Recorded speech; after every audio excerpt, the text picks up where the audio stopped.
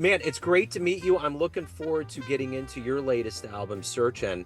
And before we do that, I want to know, we look at the calendar. 4 years ago, this pandemic began, sent ripples through the musician community. How did you survive the pandemic and how did it change you? I didn't love it. I'm not gonna lie. So how did I survive? I did a lot of online teaching. That's kind of like the only thing there was to do. And spend time practicing.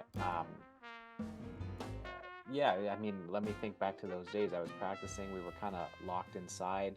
Um, just doing a lot of teaching of music online, and I was getting hip to a lot of what was going on down in New York musically, because kind of all that there was to all that there was to watch at the time was there was a few different live streams that were happening that were kind of um, spearheaded by uh, maybe the late 20s, early 30s group of New York jazz musicians. So I was checking out a lot of that.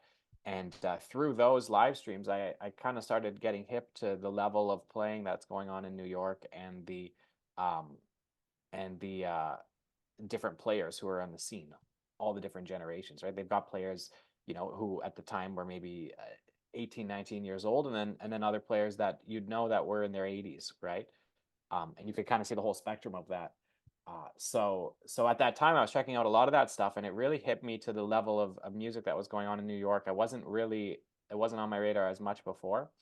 And then kind of midway through the pandemic, I did go down to New York for a couple months.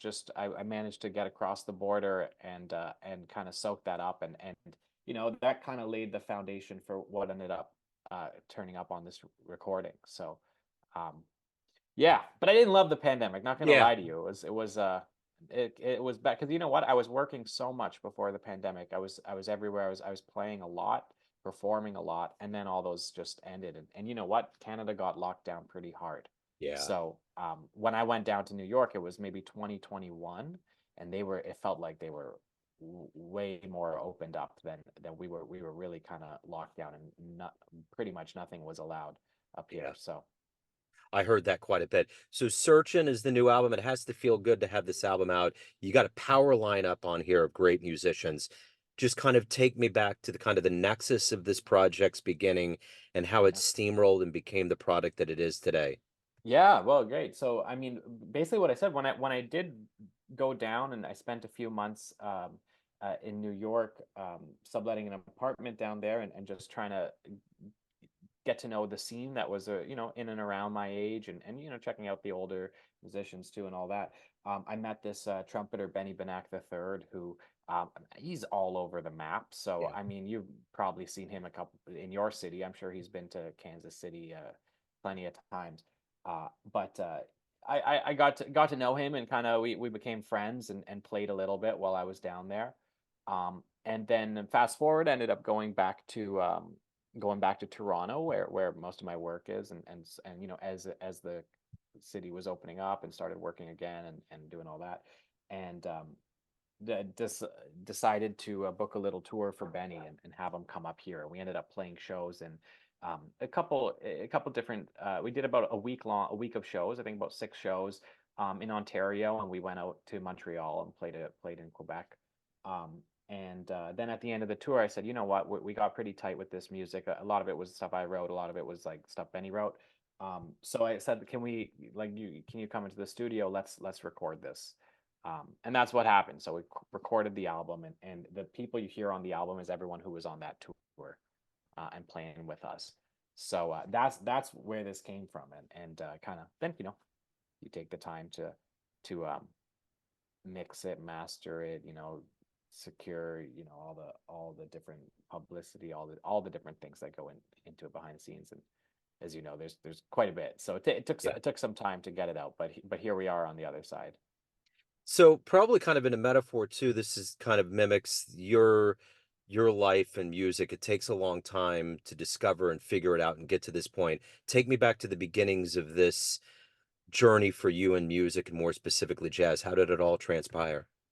Okay, yeah, yeah. Well, I mean, um, I started just taking piano lessons as a kid, right? So, um, and definitely took a liking to it and kind of worked through the classic piano route where I learned a lot of classical repertoire. And then, as a teenager, I was getting a little tired of working on these, grandiose Chopin and Rachmaninoff and these pieces that would take months and months to learn. You'd be working on the same four pieces for 6 months or something because they were just so big and so much work. So I started discovering jazz, and I really liked the freedom that it afforded to just be able to start creating stuff spontaneously, to start being able to improvise. I really liked that. I felt way more relaxed with it. Classical, there's a lot of pressure. You have to play every single note that's written for you. You can interpret it, but you got to play it. Um, Jazz, you have that freedom to create your own. If you don't want to play something, you don't have to play it. So that was really nice. And then I just got the bug, and I couldn't get rid of it. I was really kind of immersed in it. I went off to University of Toronto, and I studied a jazz degree for 4 years. Loved it. And then started playing on the scene, well, at my time at university and then beyond. Um, and then I graduated 2019. So the pandemic hit about a year after. I was on the scene for about a year outside of school full time. Then the pandemic hit. Then what's happened since then. So Yeah. Wow. So all of this has been rapid fire. So who have been influences for you? Who have you kind of emulated or looked up to? oh, I mean the list is as long as it just goes on and on. Are you speaking kind of more musically or Yeah, people I've like met personally? well, I mean, just as far as you being on the keys. I mean, On the you and keys, the yeah, voicing okay. and Yeah. yeah. Well, my number one is the great Oscar Peterson, who, he actually lived in Toronto most of his life. Yeah. So he's really connected to the scene down here. I got the chance to study with, while I was in college, study with a lot of people who were in his bands. Notably the bassist Dave Young and the bassist Steve Wallace. They both spent a lot of time playing in Oscar's trios. So I got to kind of hear what it was like from the inside working with him. And now I'm sometimes I get to work with those guys too, who've worked with Oscar, and it's really neat. So just on that front, yeah, OP. But I mean, I love all the great jazz pianists. Bill Evans, Cedar Walton, um, Bud Powell, McCoy Tyner, Wynton Kelly, Red Garland. The list goes on and on. But I love all of them, and I think hopefully a little bit of most of those players has kind of seeped into my playing. Yeah. Could only hope to glean a little bit from them because they're just so magnificent. But So what was the first live jazz show you saw that blew you away? ooh, first, okay, I have to think back here. I can't remember the very first one because I would have probably been about 16 years old, around there. Some of my early shows that I remember checking out is this phenomenal pianist who lives in Toronto, Robbie Botosh. He's a Hungarian pianist, but he moved to Canada in maybe the year 2001 or something like that. And I remember, in those early years, really checking him out because he would be playing with Dave Young, who was, the longtime bass player for Oscar Peterson, and they would be playing with a great drummer, and in the various concert halls or clubs around the the city. Um, and yeah, I just really loved his playing. So that was a local guy, someone who I could actually meet, but who really had an impact on me early on. And I have to say, one of the greatest players in the world. Like, still listening to him today, every single time, it's like, wow, this guy is on the highest echelon of musicianship. Yeah. You know, yeah. What do you like the best about being a professional musician? What do I like about it? I like making my own schedule. I like having control of my career, being being able to steer it in the directions that I want to take it. That's really nice. It's nice to build something, from feeling like you're building it from the ground. I enjoy not having to go into a 9 to 5 every day, and that most of my days are quite different. Um, in relative. And it's really fun to go on stage, and when you get those gigs where it's like you got a really great crowd or you're playing really great music and the musicians are good and everything links up, it makes all the other stuff worth it. Um, I feel that. So So, you starting your career, around 2019, the pandemic happens. I would imagine for a lot of younger players that were coming out of school, that were getting involved in an already a music economy that's not guaranteed, that's not lucrative, that there would mhm. be a little bit of trepidation. Now that we're out of it, you got a new album out. How comfortable do you feel with not only your career and what you're doing, but overall with the jazz community? What's your feeling on it? Yeah, well, what I very quickly realized, and to be honest, I realized this while I was still in school, is you can't just be a player. You can't just be a musician. Like you can't just be an artist in this day and age. Those days are over. You really have to be running your career like you're running a business. And a lot of great players get that, and they and but then there's a lot of people who are just artists, and it starts getting real tough to just be an artist when you got to pay rent and when you got to put food on the table, and all that. So that's helped me to kind of approach the economical situation like yes, I'm a musician, I'm an artist, but I'm also running a business. So there's things you have to do, stuff you don't want to do. You have to take certain types of work. You have to be very versatile. So that's my thoughts. And I've been able to make it work thus far. Knock on wood, and hopefully down the road I'll be able to continue that. But you got to be versatile and ready to change directions, and also be open to uh, dipping your fingers into different avenues of the music business. It's not all just for me. It's not all sitting behind a piano keyboard and playing, right? Like there's a lot of other things that I do that are all in the music business um, that equal a career, right? And that's the case. That's the case for the vast majority of musicians. The very select few are just exclusively playing the horn or playing their instrument.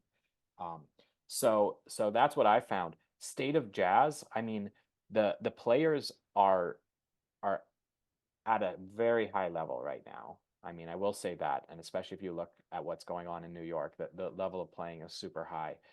It'd be nice if there was if there was maybe a bigger scene or a like if it's a very competitive industry, right? There's not so much work, and there's a lot of really qualified players and a lot of really great music being made. But despite the economic limitations, you always still get great music being created somehow. Like it Yeah. just like I think people, musicians and true artists are it's just burned so strongly inside of them that regardless of all the trepidations, all the obstacles, they still have this desire to create. So um, that where there's a will, there's a way, Yeah. but it ain't easy. Yeah, Now, I but I I get not an that. easy business, Believe, that. believe me. Yeah. So on the heels of International Jazz Day, one day out, May Day, why do you love jazz? Um, I love jazz because it it it provides you freedom. You are given choices, right? Um, it's also all about listening when you're out performing it. Um, it's all about listening and reacting in the moment. Um, so that's really nice to have a music that's spontaneously created and created through having your ears open, listening, reacting to things, and having worked on your craft so that you can draw upon different tools in your toolbox as they come along. So um, that's those are some of the main reasons. And you know what, the rhythm of it just often feels so good, when you have a band that's really swinging, where everything's really locked in, or you hear like a New Orleans groove or something, and it just feels so great, you just want to get up and dance, Yeah. right? So that I love that aspect of it too. So let's get to the good business. If anyone wants to pick up a copy of Searchin, they want to see you live, anything about your history, the good business, where do they go? Right on. Yeah, yeah. So I would say go to my website, anthonydalessandro.ca. Um, ANTHONYDALESSANDRO.ca. You can find all the information about the album, where you can get a copy of it. Um, you can purchase purchase it on Bandcamp. You can stream it wherever you stream your music. I don't know if you'll have any Canadian listeners on the program if you're down in Kansas City, but we are doing some shows next weekend in Toronto, Ontario, Waterloo, Ontario, and then Montreal, Quebec. So next weekend I'm doing some album shows, and Benny Benak the third is flying up from New York to do those shows. Right on. Well, you got a lot going on, Anthony. This has been great. Thank you for your story. Thank you for your time. Best of luck with everything, and I hope we run into you down the line because things are just starting. Yeah, well, thank you, Joe. I appreciate chatting. Hey, jazz fans, Joe Domino here, the host of the weekly Neon Jazz radio show and regular interview series being produced and distributed from Lee Summit, Missouri. We are quite excited to let you know about the first annual Lee Summit Jazz Fest taking place this summer on June 22nd, 2024 at the Bridge Space located at 210 Southwest Market Street. There will be 8 robust acts, including the Back Alley Brass Band and the great Lee Summit Jazz Orchestra. There will also be art vendors and food trucks to make this a must-attend event. All details can be found at www.bridgespace.us/jazz. We will see you there.